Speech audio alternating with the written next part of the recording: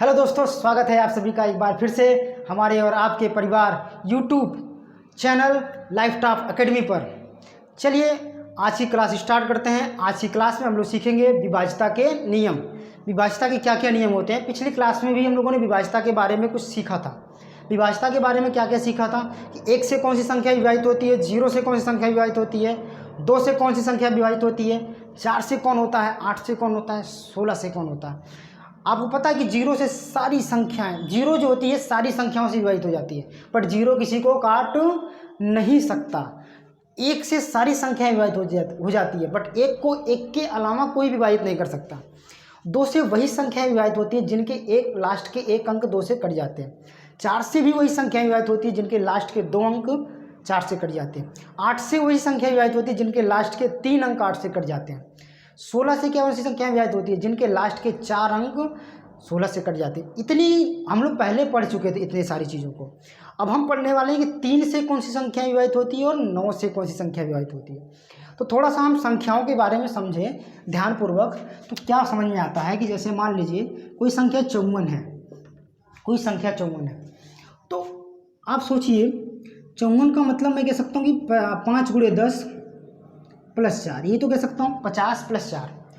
अब ये 50 + 4 है, तो ऐसे ही मान लीजिए कि 32 है, तो 32 को क्या कह सकता हूँ 3 × 10 + 2, मतलब दहाई वाली पोजीशन को 10 गुना करके इकाई में जोड़ देंगे तो फिर हमको संख्या मिल जाएगी। ऐसे मान लो 73 है, तो 73 क्या करेंगे 7 × 10 + 3, ये तो करेंगे। तो ऐसे ही मान लीजिए XY कोई संख्या है तो इसको हम लोग बोल सकते हैं 10x + y, यही तो बोल सकते हैं 10x + y। अब देखिए ध्यान से 10x + y की अगर मैं बात करूं तो इसको लिख सकता हूं 9x + x + y। जो 10x + y है इसको क्या लिख सकते हैं 9x + x। 10x को लिख सकते हैं 9x + x, दोनों को जोड़ने पर 10x आएगा + y। इसका मतलब क्या हुआ कि देखिए कि 9x तो 9 से कट जा रहा, 9x तो 3 से कट जा रहा है, बचा ये वाला पोर्शन x और + y, 9 और 3 से नहीं कट रहा है। इसका मतलब कि मैं कह सकता हूँ 2 अंकों की संख्या तभी कटेगी 9 से, या 3 से कटेंगी जब ये वाला पोर्शन और ये वाला पोर्शन, ये वाला पोर्शन सब के सब 9 से कट या 3 से कट गया। तो ये वाला पोर्शन तो हमेशा 9 से कट ही जाएगा, 3 से कट ही जाएगा, क्योंकि इसमें 9x है। लेकिन यहाँ पे x और y वाला पोर्शन, ये वाला पोर्शन 9 से नहीं कटेगा, 3 से नहीं कट रहा है। तो ये वाला पोर्शन अगर 9 से 3 से कट गया तो मैं बोलूँगा संख्या कट जाएगा 9 और 3 से। अब ये वाला पोर्शन है क्या, तो मैं बोलूँगा अंक है भाई, x और y अंक ही तो हैं। तो अंकों का योग, ये क्या है अंकों का योग। अगर अंकों का योग 9 से कटेगा, अंकों का योग जो है 3 से कटेगा, तो मैं कहूँगा संख्या भी 3 से कट जाएगी। ये तो मान लीजिए मैं 2 अंकों की संख्या लेके चेक किया। ऐसे आप 3 अंकों की, 4 अंकों की, 5 अंकों की, किसी भी प्रकार की संख्या को लेकर आप चेक करेंगे तो आप पाएंगे कि 9 से वही संख्याएँ कटेंगी, 3 से वही संख्याएँ कटेंगी जिनके अंकों का योग जो है 3 से कट जाएगा, 9 से कट जाएगा। ठीक है, चलिए एग्जाम्पल से इसको समझते हैं। एग्जाम्पल से, तुम अगर साथ देने का वादा करो, तो देखिए एग्जाम्पल देखते हैं। जैसे मान लीजिए एग्जाम्पल है 123, ये 3 से कटेगा क्या, तो मैं बोलूँगा इसकी अंकों को जोड़िए, 3 2 5 6 आया। अंकों का योग कितना आया, 6 आया। 6 तो 3 से कट जाएगा, इसका मतलब ये संख्या भी 3 से कट जानी चाहिए। भाग लगा के चेक करते हैं 3 से कटेगा क्या, तो 3 चौके 12 कट तो गया, 3 उतार लिया, 3 इकन्नम 3 पूरा कट गया, यानी कि 123 3 से कट गया। मैं यही बताना चाह रहा हूँ कि कोई भी संख्या 3 से तभी कटेगी जब उनके अंकों का योग 3 से कट जाए। केवल आप अंकों का योग चेक कर लीजिए, आपको पूरा का पूरा भाग लगाने की ज़रूरत नहीं है। ठीक है, आप केवल अंकों का योग चेक कर लिए, तब भी आपको पता चल जाएगा कि संख्या 3 से कटेगी कि नहीं कटेगी। ठीक है, और देखिए बहुत बड़ी अगर मान लीजिए संख्या लिखा है, बहुत बड़ी संख्या लिखा है, तो उसमें देखिए 3 का जो गुणज हो, 3 का गुणज जो है उनको हटाते जाइए, जो बचे उन्हीं के अंकों का योग करिए। देखिए यहाँ पे 6 हुआ, 6 3 का गुणज है, इसको भूल जाइए। 3 3 का गुणज भूल जाइए। 4 2 को जोड़ेंगे तो 3 का गुणज मिलेगा 6, इनको भूल जाइए। यहाँ पे देखिए 3 मिल जाएगा, हटा देते हैं। 7 और 5 मिल जाएगा 12, 12 भी 3 का गुणज आ जाएगा, इसको भी हटा दिया, बचा 8। 8 में अगर मैं 8 देख रहा हूँ कि 3 से कटबे नहीं करेगा, ठीक है। 8 क्या होगा, 3 से कटबे नहीं करेगा। अगर 8 3 से नहीं कटेगा तो मैं बोलूँगा ये पूरी इतनी बड़ी जो संख्या लिखी गई थी वो भी 3 से नहीं कटेगी। ठीक है। ऐसे कुछ भी दुनिया की कोई भी संख्या आप ले लें, उसके अंकों को जोड़ने पे अगर 3 से कट जा रहा है तो वो जरूर से जरूर 3 से कटेगा। ये आपके माइंड में फीड हो जाना चाहिए। ये सारी मतलब ये छोटी सी बात है, बट इस पे क्वेश्चन एग्जामिनर पूछता ही पूछता है।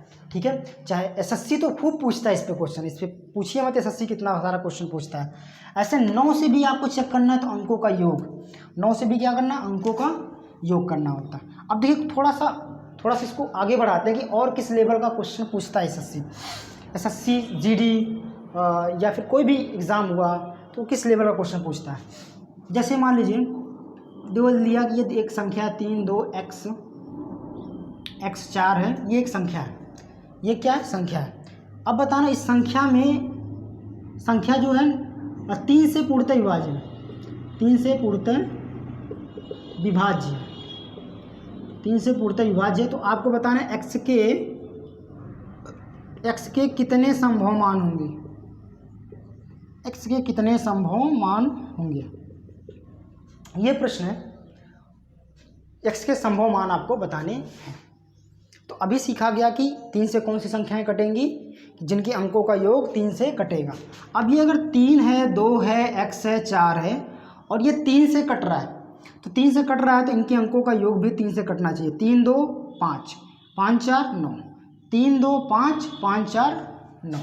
तो ये तो देखिए ये हो गया 9 + x, 9 + x, इनके अंकों का योग क्या रहे तो कितना हो गया, 3 2 5 4 9 + x हो गया।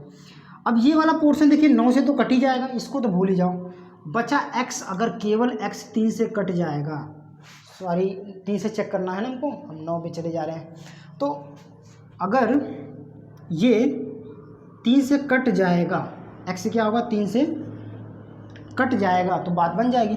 और x के जगह पे अगर मैं 0 रखूँ तो भी 3 से कट जाएगा, x के यहाँ 3 रखूँ तो भी 3 से कट जाएगा, x यहाँ 6 रखूँ तो भी 3 से कट जाएगा, x यहाँ 9 रखूँ तो भी 3 से कट जाएगा। यानी x के कुल कितने संभव मान है, 1 2 3 4, 4 संभव मान x के हैं।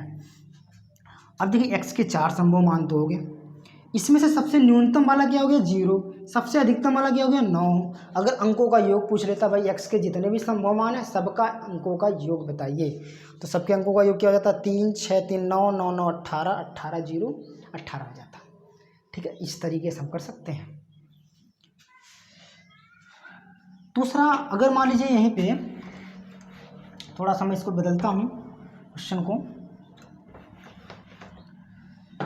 कि मान लीजिए आपके पास कोई संख्या है 5 6 3 x 4 2, ये संख्या है और ये 9 से पूर्णतः विभाज्य, 9 से पूर्णतः विभाजित है। तो आपको x के संभव मान बताने हैं। तो अब भी बताया कि भाई 9 से वही कटेंगे, 9 से वही चाचा लोग कटेंगे जिनके अंकों का योग क्या होगा, 9 से कटेगा। तो अब देखिए इनके अंकों का योग निकालते हैं। तो 6 5 11, 11 3 14, 14 4 18। जब भी अंकों का योग कर रहे हों और उसमें 9 का गुणज बन जाए, 9 बन जाए, 18 बन जाए, 27, तो उनको भूल जाइए, जो बचे उनको जोड़िए। तो यहाँ 6 5 11 3 14, 14 4 18 हो गया। बचे क्या है, x और ये 2 बचा। तो x और 2 को जोड़ते हैं, ये सब 18 बना लिए, इनको भूल ही जाते हैं, x और 2। अब ये x + 2 अगर 9 से कट गया तो संख्या भी क्या होगी, 9 से कट जाएगी। x + 2 की बात करें, x + 2 की बात करें तो क्या होगा कि ये 9 से तभी कटेगा जब मैं यहाँ पे क्या दूंगा, 7 दूंगा। 7 और 2 जोड़ने पे 9, तभी तो कट जाएगा 9 से। 7 के अलावा कुछ और नहीं रख सकते, क्योंकि इससे बड़ा रखना पड़ेगा और इससे छोटा तो होगा नहीं, तो इससे बड़ा रखना पड़ेगा। और इससे बड़ा जब भी हम जाएंगे भाई 9 तक ही तो जा सकते हैं, क्योंकि यहाँ पे एक अंक होता है, तो एक अंक होता है तो 9 तक ही जा सकते हैं, 9 से बड़ा हम ले नहीं सकते। तो इसलिए क्या हो जाएगा आपका, ये इसमें जो x का मान हो जाएगा वो 7 होगा। केवल एक वैल्यू मिलेगी, x से कितने संभव मान मिलेंगे, केवल एक संभव मान मिलेंगे, वो भी क्या मिलेगा आपको, 7 मिलेगा। ठीक है, एग्जैक्टली 7 मिलेगा। तो आपसे एग्जैक्टली x की वैल्यू भी पूछ सकता है, आपसे एग्जैक्टली x की वैल्यू के अलावा x के क्या कितने संभव मान हैं ये भी पूछा जा सकता है। तो x के एक संभव मान है। ठीक है,